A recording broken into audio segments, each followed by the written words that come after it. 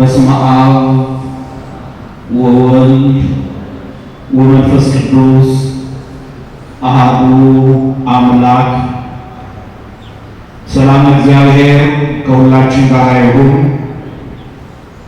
ክቡር አባታችን፣ የተከበራችሁ የካቴድራሉ መምህራነ ወንጌል አገልጋዮች፣ የተከበራችሁ ልዑል እግዚአብሔር በወርቀ ደሙ የዋጃችሁ የልዑል እግዚአብሔር ቤተሰቦች፣ የእናታችን የእመቤታችን የቅድስት ድንግል ማርያም ወዳጆች፣ የቅድስት ቤተ ክርስቲያን ልጆች፣ ምእመናንና ምእመናት እንደምን ዋላችሁ? አምላካችን አባታችን እግዚአብሔር ኃጢአታችንን ሰፍሮ በደላችንን ቆጥሮ ያልቀጣን ያልተቆጣን በምሕረቱና በቸርነቱ የጠበቀን ስሙ ለዘላለም የተመሰገነ ይሁን። ወኩሎ ዘሰአልክሙ በጸሎት እንዘ ትተአመኑ ተነሥኡ። አምናችሁም በጸሎት የምትለምኑትን ሁሉ ትቀበላላችሁ። የጌታችን የአምላካችን የመድኃኒታችን የኢየሱስ ክርስቶስ ቅዱስ ወንጌል ከ12ቱ ሐዋርያት አንዱ የሆነው ወንጌላዊው ቅዱስ ማቴዎስ እንደጻፈው ምዕራፍ 21 ቁጥር 22 ላይ ያለ የእግዚአብሔር ቃል ነው። አምናችሁ የምትለምኑትን ሁሉ ትቀበላላችሁ። የትምህርታችን ርዕስ የሚሆነው ይህ ቃል ነው። የምስጢርና የእውቀት ባለቤት የአባቶቻችን የቅዱሳን ሁሉ አምላክ እግዚአብሔር ለአባቶቻችን ለነቢያት፣ ለሐዋርያት፣ ለሊቃውንተ ቤተ ክርስቲያን ምስጢሩን የገለጠ ለእኛም እንዲገልጥልን እውቀቱን ማስተዋሉን እንዲያድለን እርሱን አውቀን ንስሐ ገብተን ቅዱስ ሥጋውን ክቡር ደሙን ተቀብለን ሰማያዊ መንግሥቱን ዘላለማዊ ርስቱን መውረስ የምንችልበትን አባታዊ መልእክቱን እንዲያስተላልፍልን ቅዱስ ፈቃዱ ይሁንልን። አምናችሁ የምትለምኑትን ሁሉ ትቀበላላችሁ። ይህ ቃል የሚያስተምረን የምናገኝበት ጭብጥ ሐሳብ አምነን የምንለምነውን ሁሉ አምነን የምንጠይቀውን ሁሉ ከኃጢአት በስተቀር እግዚአብሔር ሊያደርግልን እንደሚችል ማሳየት ነው። ቃሉን የተናገረው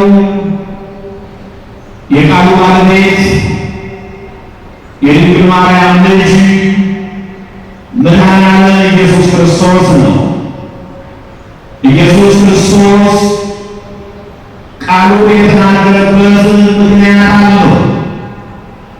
በአንድ ወቅት በማስተማር ጊዜው ካደረገው ተአምር በመነሳት ደቀ መዛሙርቱ ሲገረሙና ሲደነቁ ተመልክቶ በእኔ ታምናችሁ ከዚህ የበለጠ ታደርጋላችሁ ለማለት የተናገረው የተጠቀመው አምላካዊ ቃሉ ነው። እግዚአብሔር ያን እንዲያስተምረን ቅዱስ ፈቃዱ ይሁንልን። የነገሩን መነሻ ለማየት ቁጥር 13 14 ጀምረን እናያለን። ኢየሱስ ክርስቶስ ከሰማይ ወርዶ ከድንግል ማርያም ተወልዶ በፊት ምን ቢመላለስ በነበረበት ያስተምር በነበረበት የማስተማር ጊዜው ወደ ቤተ መቅደስ በታላቅ ክብርና ዝማሬ እንደገባ ይህ የመጽሐፍ ቅዱስ ክፍል ይተርክልናል። በዓለ ሆሳዕና ብለን በምናከብረው በዓል ብዙ ጊዜ እናየዋለን። ክርስቶስ ወደ መቅደስ ሲገባ ዕውሮችና አንካሶች ወደ እርሱ ቀረቡና ፈወሳቸው ይላል። ኢየሱስ ክርስቶስ የመጣው የሰው ልጅ ለማዳን ነው። ዓላማዊ ነው። ስለሆነም ነው ማየት የተሳናቸው እንዲያዩ፣ መጓዝ የተሳናቸው እንዲጓዙ አደረገ። ሕመምተኞቹን ፈወሰ። በዚህ ወቅት ነው ካደረገው ተአምራት ከሚያስተምረው ትምህርት በመነሳት አምላክነቱ ጌትነቱና ዳኝነቱ የገባቸው ሰዎች በታላቅ ኃይልና ስልጣን ለክርስቶስ ይዘምሩ ነበር። ሆሳዕና ለዳዊት ልጅ እያሉ የሚጮኹ ነበሩ፣ የሚዘምሩ ነበሩ።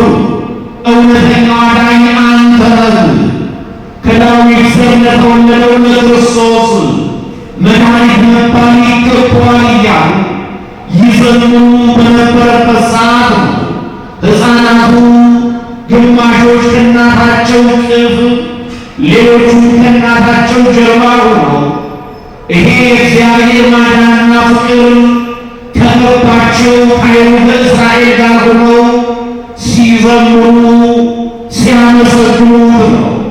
ምቀኝነትና ተንኮል የሞላባቸው ለብዙ ዓመታት በእግዚአብሔር ይኖሩ የነበሩት ግን ስለ እግዚአብሔር ማወቅና መረዳት ያልቻሉት ሰዎች ክርስቶስን ዝም አሰኛቸው አሉት። እኒህ የሚሉትን አትሰማም ወይ? ዝም አሰኛቸው፣ ዝም ይሉ ንገራቸው አሉት። ክብሩ እንዲገለጥ አልፈለጉም። ጌትነቱ እንዲገለጥ አልፈለጉም። እንዲመሰገን አልፈለጉም። እግዚአብሔርነቱ እንዲታወቅ አልፈለጉም። ዓለም እንዲለው ምእመናን የእግዚአብሔር ስም ነው። ክብራችን እንዲገለጥ አይወድም፣ አይፈልግም። ይቃወመናል። ክርስቶስንን አምላክነቱ፣ የእግዚአብሔር ልጅነቱ፣ እግዚአብሔርነቱ እንዲታወቅ፣ እንዲገለጥ፣ እንዲሰመር ስላልፈለጉ ዝም አሰኛቸው አሉት። ዝም ይበሉ አሉት። ምእመናን ሊቃውንቱ ማህሌት ሲቆሙ ካህናቱ ሰዓታቱ ሲቆሙ ሲዘምሩ ዝም የሚፈልጉ ዛሬማ ምን አለበት ዝም ሊሉ ድንኳናቸው ሲከፈት የማይፈልጉ እግዚአብሔር ሲመሰገን የማይፈልጉ የዝማሬው ተቃዋሚዎች፣ የማህሌቱ ተቃዋሚዎች፣ የሰዓታቱ ተቃዋሚዎች፣ የወንጌሉ ጠላቶች ዛሬ በዓለም ላይ ብዙዎች ናቸው። ዝም ብለው የሚሉ ማለት ነው። ዝም እንዲሉ ነገራቸው አሉት። ምንድነው ያንድ ሁለቱ ማየት የተሳናቸው ሰዎች ኢየሱስ ክርስቶስ ወደ ኢያሪኮ በገባበት ጊዜ ክርስቶስን ተከትለው ስለ ክርስቶስ የሚዘምሩ ሁለት ሰዎች ነበሩ። እዚሁ የማቴዎስ ወንጌል እንደሚተረክልን ማለት ነው። አዎ የማቴዎስ ወንጌል ምዕራፍ 20 ከቁጥር 29 ጀምራችሁ ተመልከቱ። ቁጥር 31 ላይ አንስተው ይጮኹ ነበር ይላል። ማረን በለን የዳዊት ልጅ ሆይ ይቅር በለን ነው የሚሉት። የሚጮኹት ወደ እግዚአብሔር ነው። ነገር ግን ሌሎች ቅድም እንዳየናቸው ሰዎች የእግዚአብሔር ማዳኑ እንዲገለጥ የማይፈልጉ ሰዎች ዝም አሰኛቸው፣ ዝም በሏቸው። እነሱ ግን አብዝተው ጮኹ ይላል። ከእኛም ዛሬ የሚጠበቀው እንዲህ ነው። ምእመናን ይህ ዘመን አብዝተን ወደ እግዚአብሔር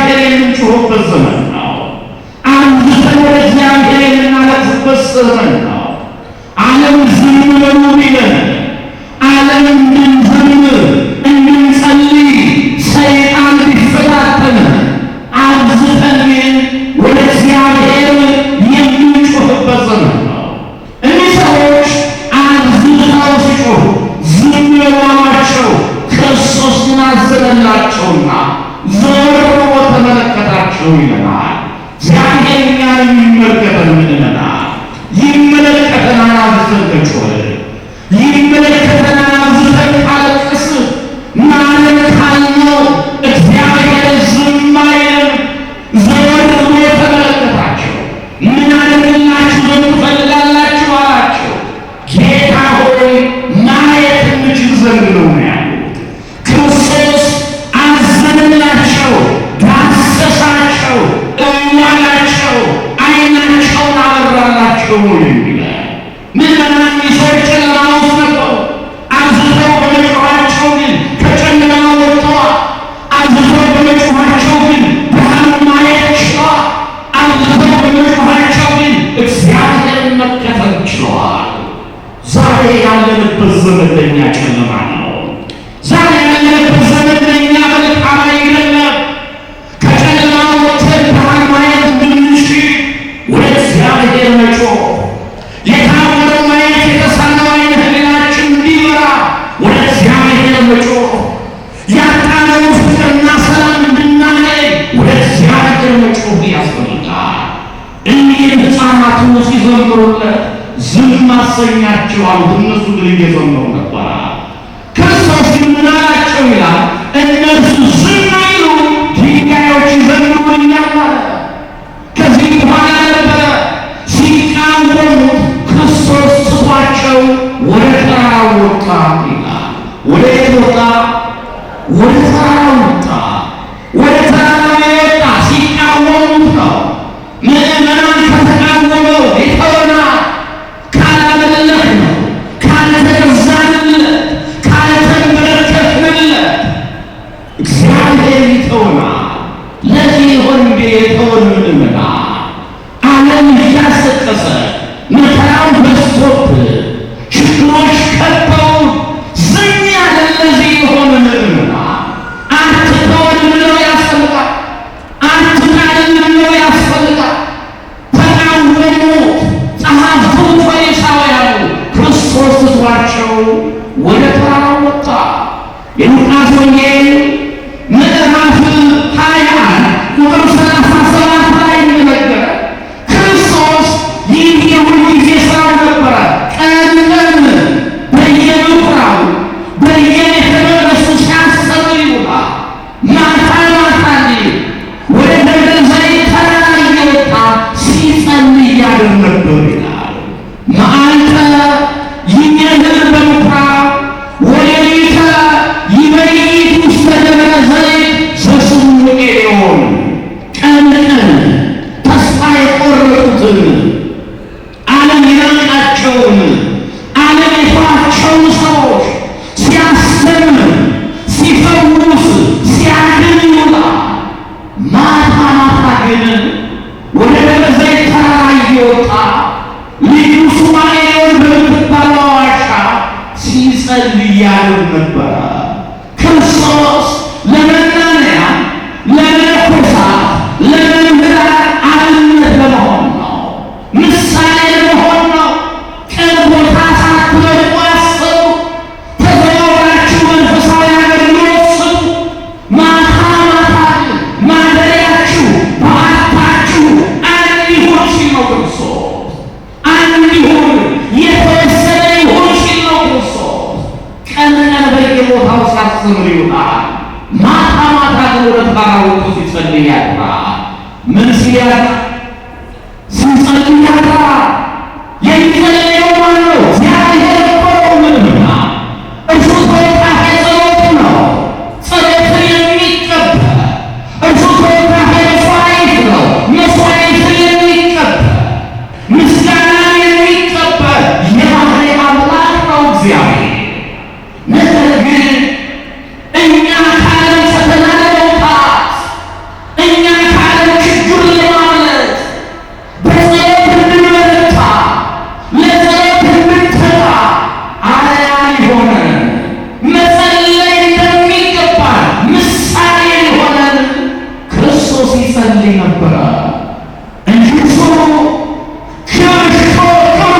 ክብርሽቶ አይደለም፣ በረከት ፈልጎ አይደለም። እርሱ በረከት ነው። እርሱ ራሱ ክብር ነው። ክብር የባህሪ ገንዘቡ ነው።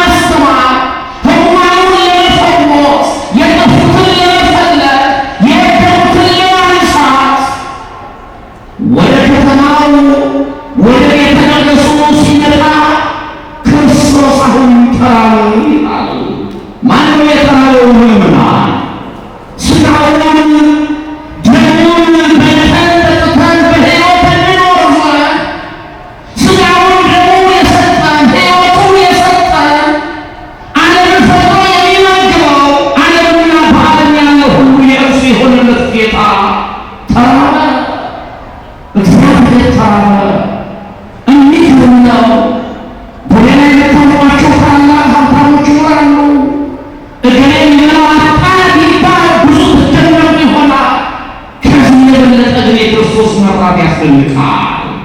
ሁሉ በእርሱ ነው ተብሏል። ለእግዚአብሔር ምን እንበላ? ዓለም ሁሉ ሁሉ የነበሩ ሴታ ዓለምና በዓለም ያለ ሁሉ የእግዚአብሔር ነው የሚለው ቅዱስ ዳዊት መዝሙር 23 ቁጥር 1 ላይ ዓለምና በዓለም ያለ ሁሉ የእርሱ ነው።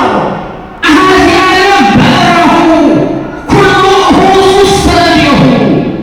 ዓለምን በመሃል እጁ የያዘ ሁሉ የጨበጠ ሁሉ የሚገዛ ሁሉ የእርሱ የሆነለት እግዚአብሔር እርሱ የሚበላ ጡት አለ። በባሕርይ መለኮቱ አይራብም፣ አይጠማም፣ አይደክምም፣ አይዳሰስም። ነገር ግን የሚራብ የሚጠማ የሚደክም የእኛን ሥጋ በመልበሱ ምክንያት የእኛን ሥጋ በመዋሃዱ ምክንያት ይሄ ደካማውን ሥጋ የሚራብ የሚጠማውን ሥጋ በመልበሱ ምክንያት ፍጹም አምላክ ሲሆን ፍጹም ሰው በመሆኑ ክርስቶስ ተባለ። ባለጸጋው እግዚአብሔር ሁሉ የእርሱ የሆነለት እግዚአብሔር እኛን ሊያከብረን ረሃበ ሥጋችንን ብቻ አይደለ ረሃበ ነፍስን ሊያስወግድልን ከሰማይ የወረደው ከምድር የተወለደው መድኃኒዓለም ሁሉ የእርሱ ሲሆን ራሱ ድሃ በማድረጉ ተራበ። ሐዋርያው ቅዱስ ጳውሎስ ለቆሮንቶስ ክርስቲያኖች በጻፈው መልእክት ሁለተኛ ቆሮንቶስ ምዕራፍ 8 ቁጥር 9 ላይ ሀብታም ሲሆን እናንተ በእርሱ ድህነት ባለጠጎች ሆኑ ዘንድ ስለ እናንተ ድሃ ሆነ ይላል። ሀብታም ሲሆን ምን ሲሆን ነው ያለ ቅዱስ ጳውሎስ? ሀብታም ሲሆን ሀብት ደግሞ እንዲሁ የተሰጠው ሳይሆን የባሕርይ ገንዘቡ ነው። ሰጥቶ ያገኘው ያፈራው አይደለም፣ ለምኖ የተቀበለው አይደለም። ሁሉ የባሕርይ ገንዘቡ የሆነለት ሰማይን የፈጠረ ምድርን የዘረጋውን ጌታ በሰማይና በምድር ያሉትን ፍጥረታት የፈጠረውን ጌታ በእርሱ ድህነት እኛ ባለጠጎች እንሆን ዘንድ በእርሱ መከራ እኛን እንጠግብ ዘንድ በእርሱ ውርደት እኛን እንከብር ዘንድ ራሱን ታድጎ ራሱን አዋርዶ የሚራብና የሚጠማ ሥጋን ተዋህዶ የተገለጠው ጌታ ተራበ። ወገኖች እግዚአብሔር ዛሬም እየተራበ ነው። ያን ጊዜ የተራበው የሚበላው ፈልጎ ነው። ዛሬ ግን የሚራበው ወገኖች የትኛ ፍጥረት ነው? አንድነት ነው? መልካም ሰው ነው? ጥሩ ክርስቲያን ነው? ዛሬ እግዚአብሔር ተርቧል። ጥሩ ሰው ጥሩ አማኝ ተርቧል። ጥሩ ክርስቲያን ተርቧል። ወገኖቼ የሚመለስ ሰው ንስሐ የሚገባ ሰው ሥጋውንና ደሙን የሚቀበል ሰው ተርቧል። ክርስቶስ የእኛ ንስሐ መግባት የእኛ መመለስ የእኛ ወደ እርሱ መምጣት የእግዚአብሔርን ፈቃድ መፈጸም ለእርሱ ምግቡ ነው። ምእመናን እስኪ እንመለስ። ለተራበው ለእግዚአብሔር፣ ለተጠማው ለእግዚአብሔር የእርሱ ሐሞቶች የእርሱ መጠጦች እንሆን። ምእመናን ይሄን ራማ ክርስቶስ ስለዚህ ነው ተራበውና የሚበላው ፈልጎ ከሩቅ አንድ የበለስ ዛፍ አይቶ ወደ እርሷ ሄደ። ወደ በለሷ ፍሬ የለም፣ ፍሬ ደግሞ ሊበላ ሁሉ የእርሱ የሆነለት አምላክ ወደ በለሷ ሲሄድ ራሱን ዝቅ አድርጎ የተገለጠው ጌታ ወደ በለሷ ሲቀርብ በለሷ ቅጠላማ ግን ፍሬ አልነበራትም። የሚበላው አጣ። ወረገማ ለእፀ በለስ በለስ ረገማት። እግዚአብሔር ፍሬ አይገኝብሽ ብሎ ረገማት። ወዲያውኑ ይሄ ቃል ከአፉ ሲወጣ ያቺ ቅጠሏ ለምልሞ ቅጠሏ እጅግ አምሮ ይማርክ የነበረው ገጽታዋ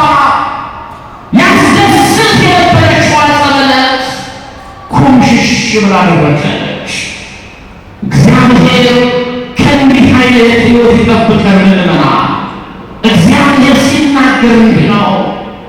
ሲናገር የወደቀውን ተነስቶ ይነሳል፣ የቆመውን መልሶ ይወድቃል፣ የለመለመውን ይደርቃል፣ የደረቀው ይለመልማል። ማን ሲናገር ነው?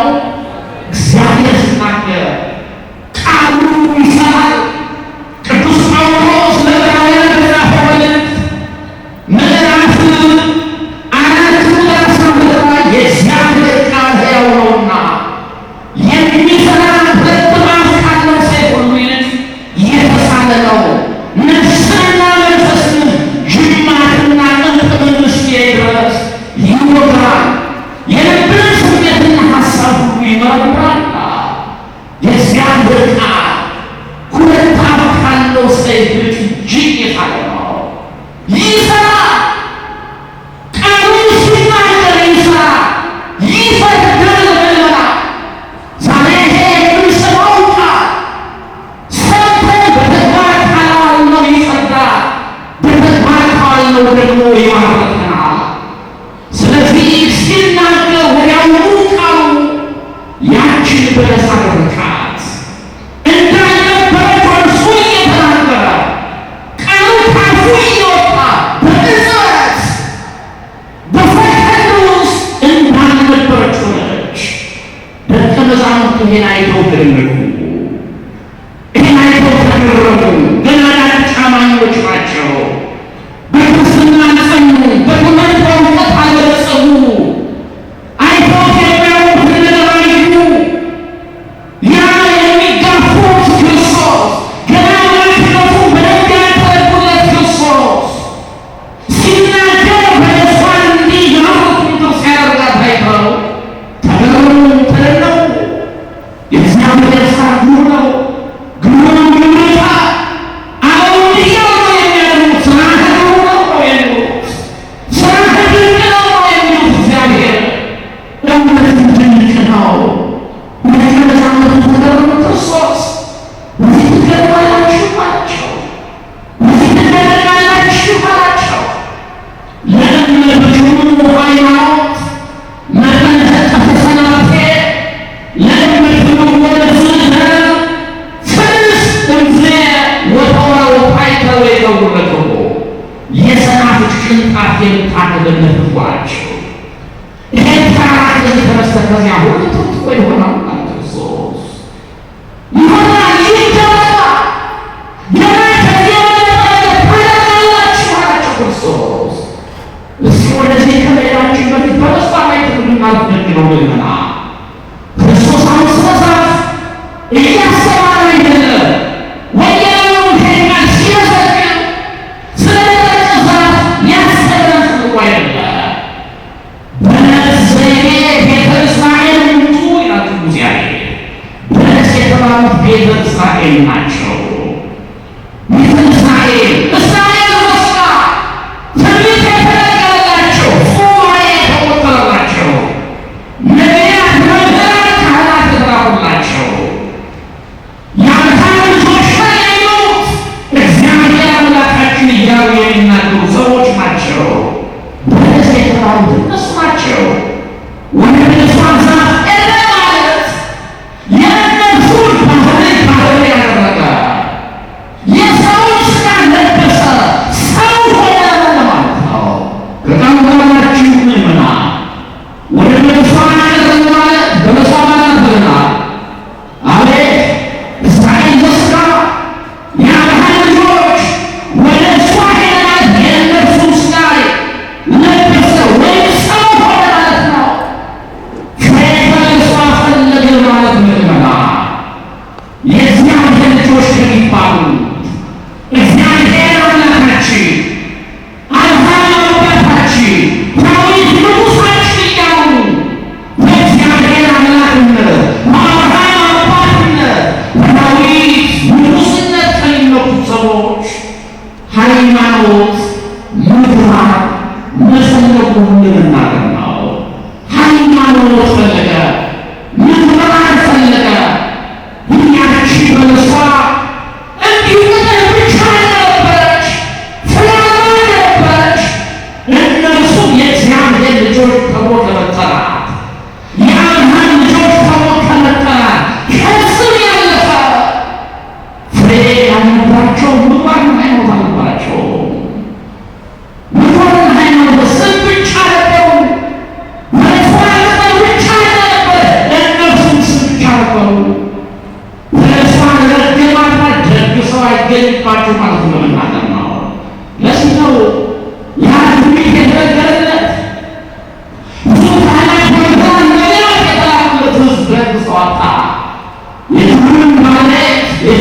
አባት ክርስቶስ ሰው የተለመና እግዚአብሔር ድርሶ ያሰጣል።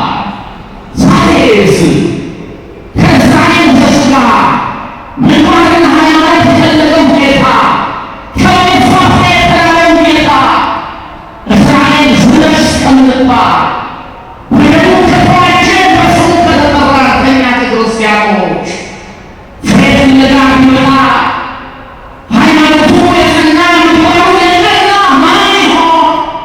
ለእግዚአብሔር ሁሉ የሚሆንለት የሚችል እግዚአብሔር ማስደሰት የሚችል እግዚአብሔር ማረካት የሚችል ምግብ ሊሆን የሚችል ምግባሩ የጸና ሃይማኖቱ የጸና ማን ይሆን? መልመላ እስራኤል ስም ብቻ ያለው እኔና እናንተ ስም ብቻ እንዳንሆን በለሷ ቅጠል ብቻ ነበረች። እኔና እናንተ ዝም ብሎ ክርስቲያን ነበር ብቻ ሃይማኖታዊ ገጽታነት ብቻ መመላለስ ብቻ እንዳንሆን ቅጠል ብቻ እንዳንሆን መልመላ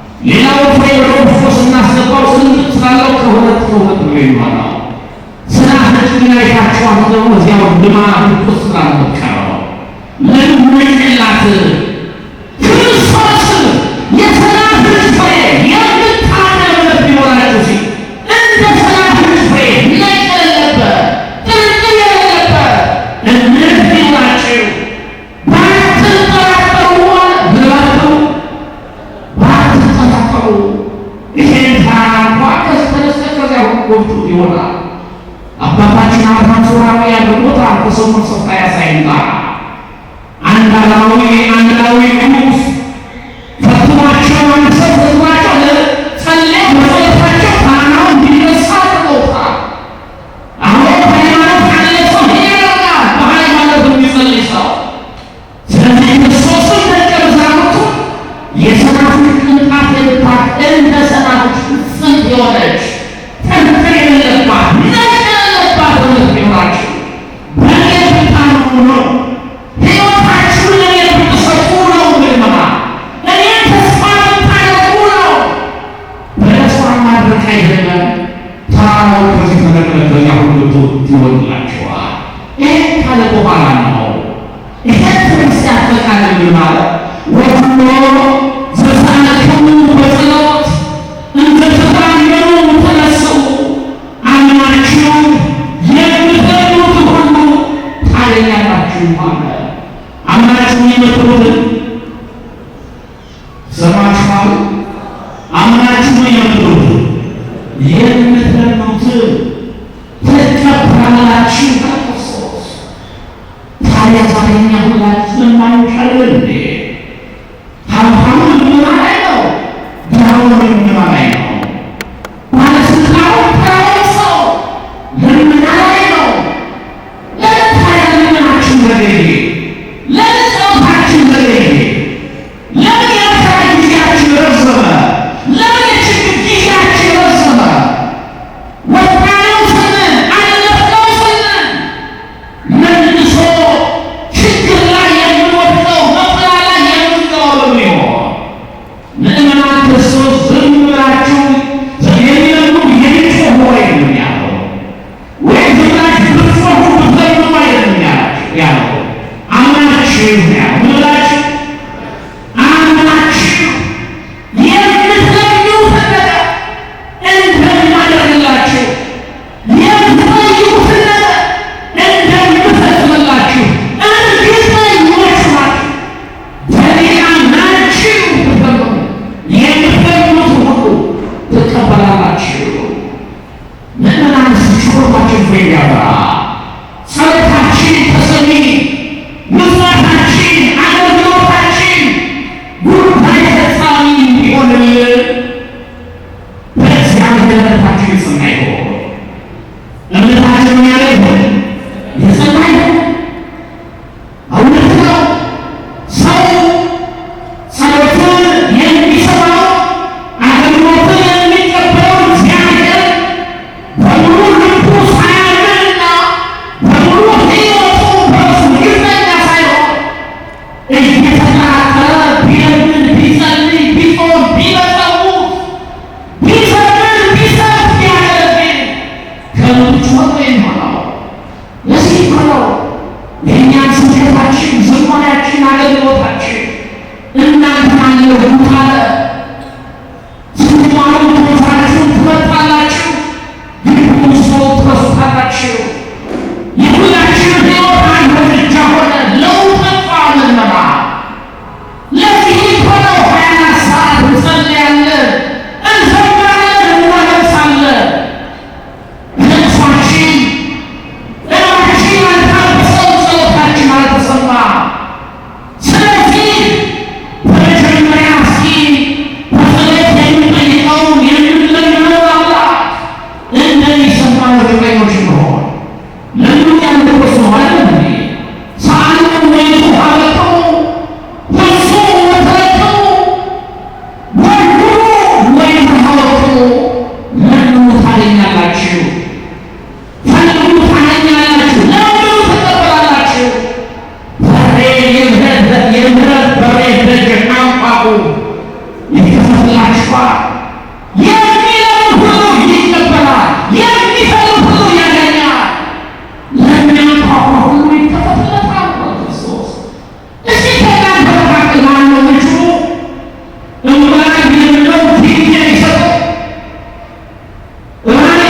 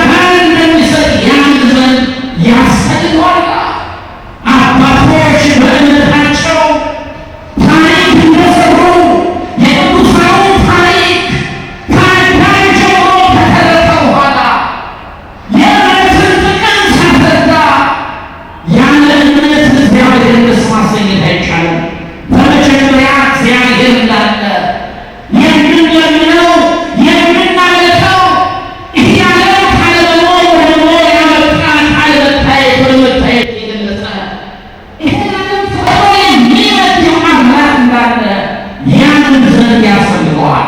ከዚያ በኋላ ለሚፈልጉት ዋጋ እንደሚሰጥ የሚፈልገው ሊያደርግ እንደሚችል የሚለምነው ሊሰጥ እንደሚችል ያንን ልናምን ያስፈልጋል። ቅዱስ ጳውሎስ የሚያለ ለዚህ ሆነ የብልማ እዚህ እሱ ተስፋ አድርገን እርሱን አምነን ወደ እርሱ እንጸልይ። የብዙ ሰዎች ታሪክ የተቀየረው በዚህ እኮ ነው። የብዙ ሰዎች ሕይወት የተለወጠው በዚህ እኮ ነው። አብርሃም የተባለው ታላቁ አባት በመቶ ዓመቱ ከ90 ዓመት በፊት ሚስቱ ከሳራ ይስሐቅን የወለደው እኮ ምን ምናልባት ጸለይ ነው። ካህኑ ዘካርያስ የእግዚአብሔር መልአክ ቅዱስ ገብርኤል ሚስትህ ትወልድልሃለች ስሙን ዮሐንስ ትለዋለህ እያለ እንዴት ይሆናል ነበር ለጊዜው እንዴት ሚስቴ ታለች ነበረ።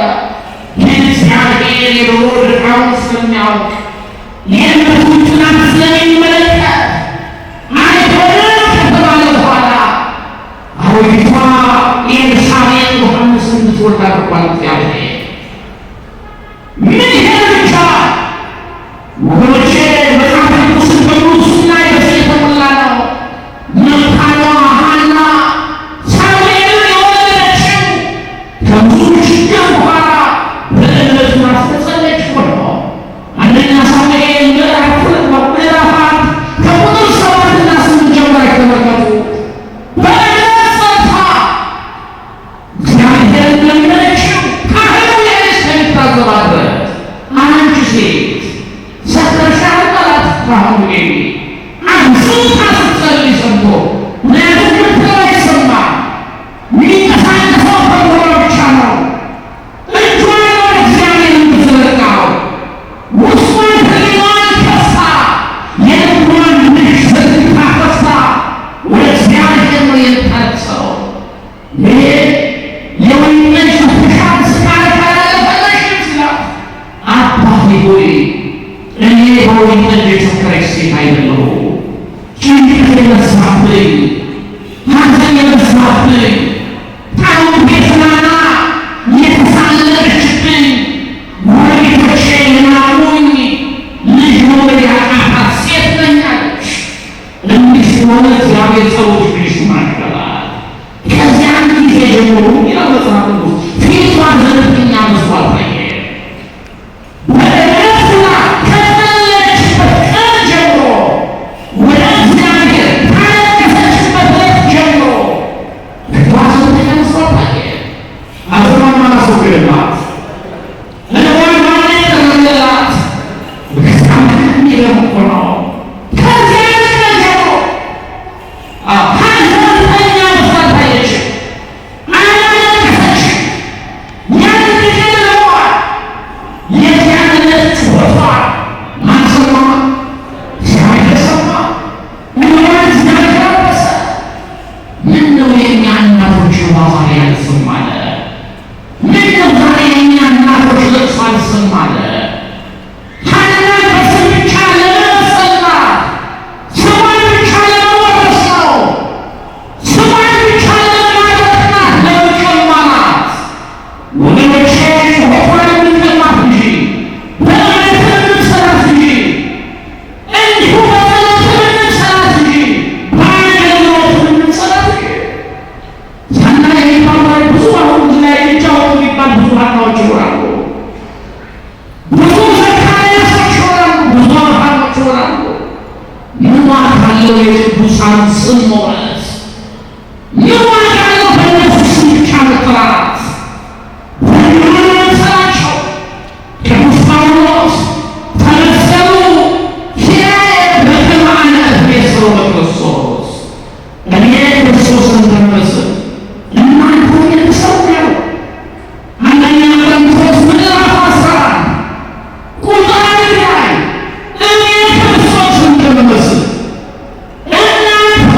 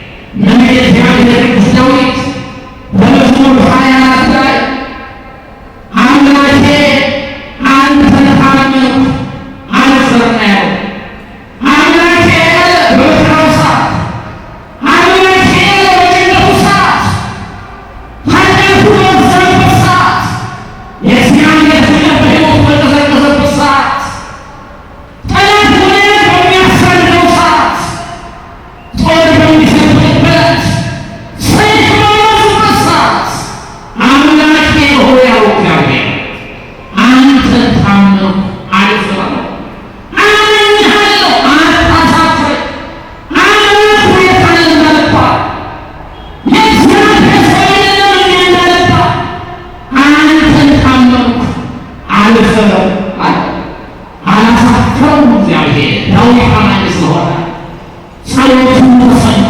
አላሳፈረውም እግዚአብሔር ከጭንቀት ወጣ፣ ከችግር ወጣ።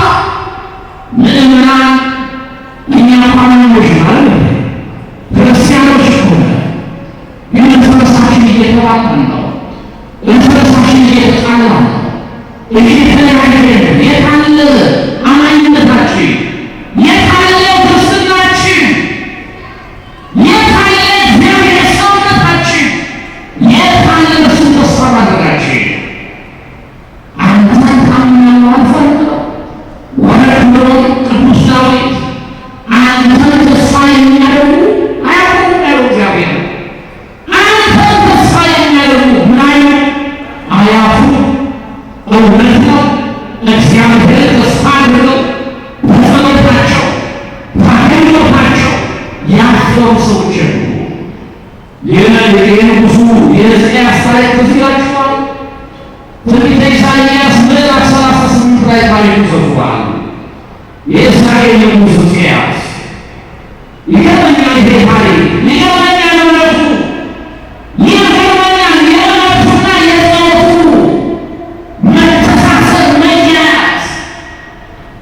ይህ ንጉሥ ታሪኩን እናውቀዋለን። እስከ ሞት ድረስ ታመመ ይላል መጽሐፍ ቅዱስ። እስከ ምን ድረስ? እስከ ሞት ድረስ። በቃ ባለመድኃኒቶቹ አትድንም ብለውታል ማለት ነው።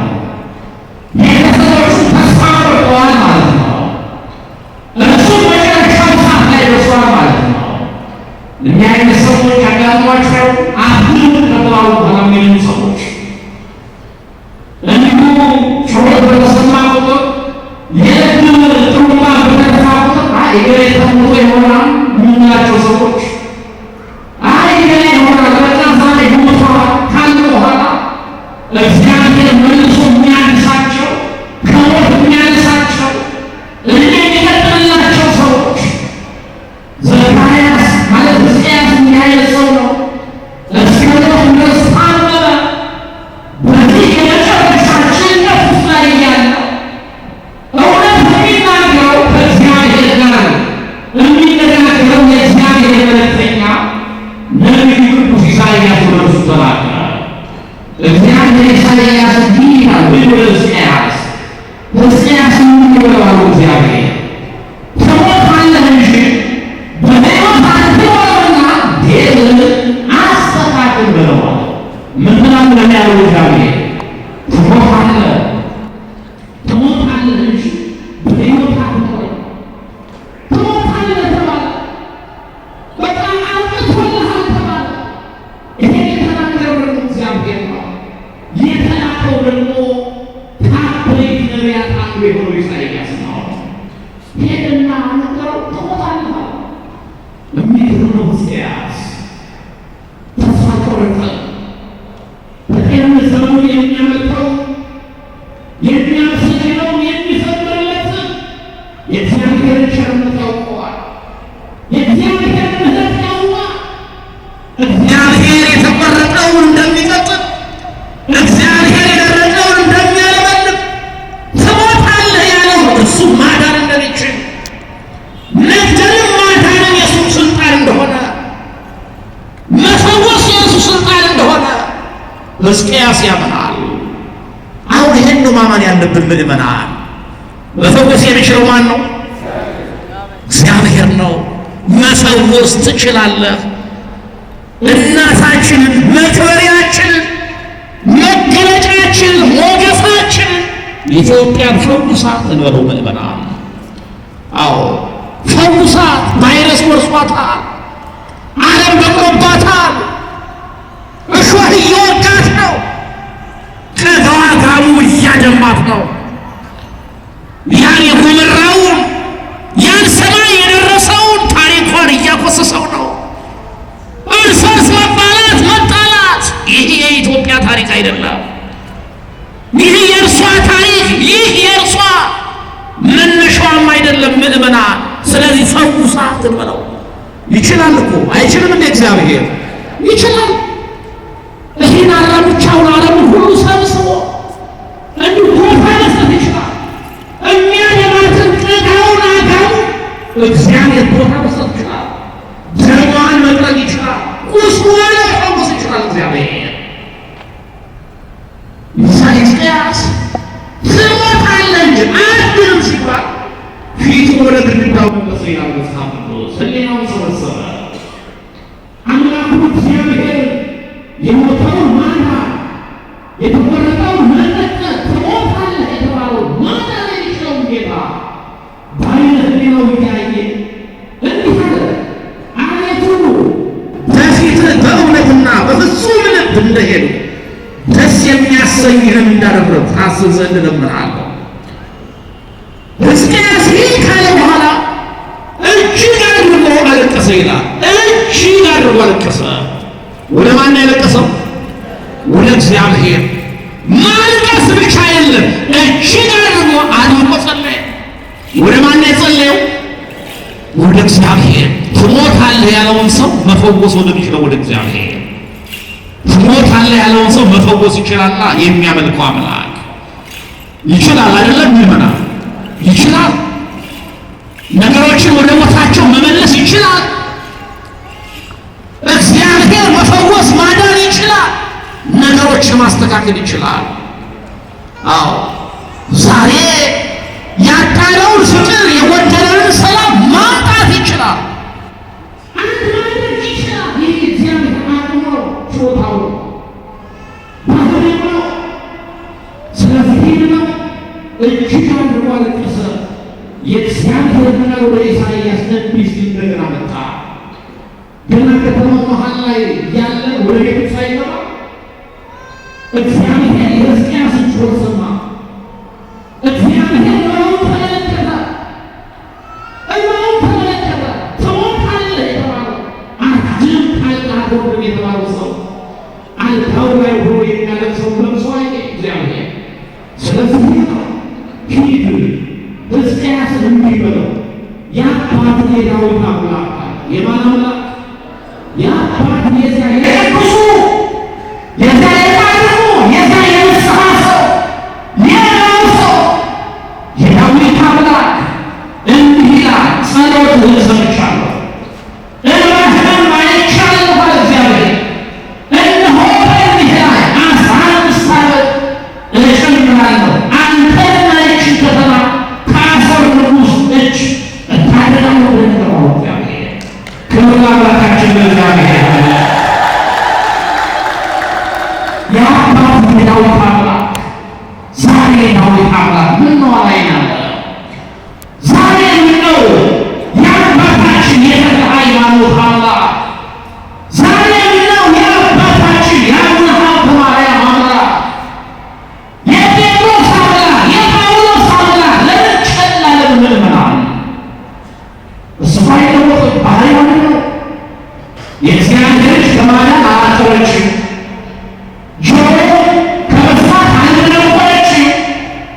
ነገር ግን ይላል ነቢዩ ኃጢአታችሁ ጆሮ ጸሎታችሁ እንዳይሰማ እጁ እናንተ እንዳያድን ኃጢአታችሁ በእርሱና በእናንተ መካከል ለይታለች ይላል ትንቢተ ኢሳይያስ ምዕራፍ 59 ቁጥር 1 ላይ የእግዚአብሔር ልጅ ከማዳን አላጠረችም። ሕዝቅያስን ያዳነች የእግዚአብሔር ልጅ የሕዝቅያስን ከተማ ከአሦራውያን የታደገች የእግዚአብሔር ልጅ ዛሬ ኢትዮጵያን ከማዳን አላጠረችም። ዛሬ እኛን ከማዳን አላጠረችም። ጆሮ ጸሎታችን ከመስማት አልነበረችም። የእግዚአብሔር ጆሮ ሕዝቅያስን የሰማ ዳዊትን የሰማ አብርሃምን የሰማ እነሐናን የሰማ የእግዚአብሔር ጆሮ የቅዱሳን ጸሎት የተቀበለ የእግዚአብሔር ጆሮ ዛሬ ይሰማል። እግዚአብሔር ግን አለ ነቢዩ ኃጢአታችሁ አለ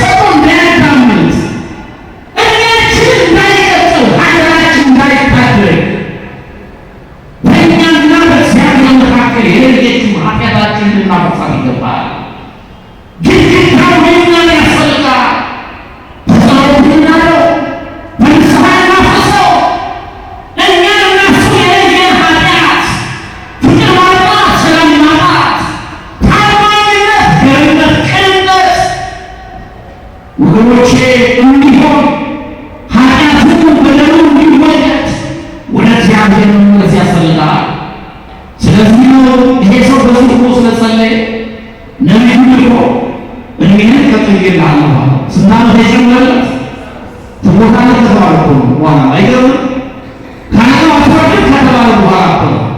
አሁን ትሞታለህ። አሁን የሚሞተው ሰው ስንት ዓመት ተጨመረለት? 15 ዓመት። ይሄ ብቻ አይደለም።